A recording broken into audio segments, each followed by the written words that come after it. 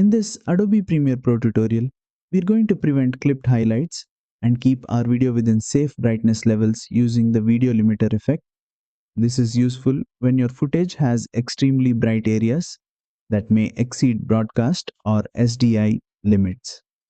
Let's begin. First, select your clip on the timeline. Now go to the effects panel and search for video limiter.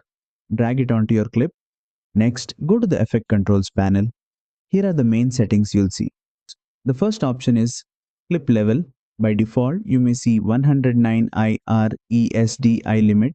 This means Premiere will clamp brightness so it does not exceed 109 IRE, which is the SDI broadcast safe maximum.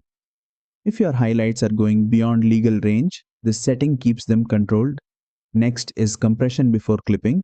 If this is set to none, any brightness above the limit will be clipped directly. If you choose a compression option, Premiere will gently compress highlights before they hit the maximum level.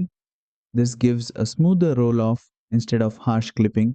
Now you'll see Gamut Warning. When enabled, Premiere will visually warn you if any part of the image exceeds safe color limits. This is helpful for checking broadcast compliance. You can also choose a Gamut Warning color. This is simply the highlight color Premiere uses to show out-of-range areas on screen, but it does not affect the export. It's only a visual guide while editing. Once applied, your highlights will stay within safe limits and your footage will be more compliant for professional delivery. This effect is especially useful when exporting for TV, client broadcast delivery, or SDI workflows. And that's it. You now know how to use video limiter properly in Adobe Premiere Pro. If this tutorial helped you, don't forget to like, share, and then subscribe for more Adobe Premiere Pro tutorials.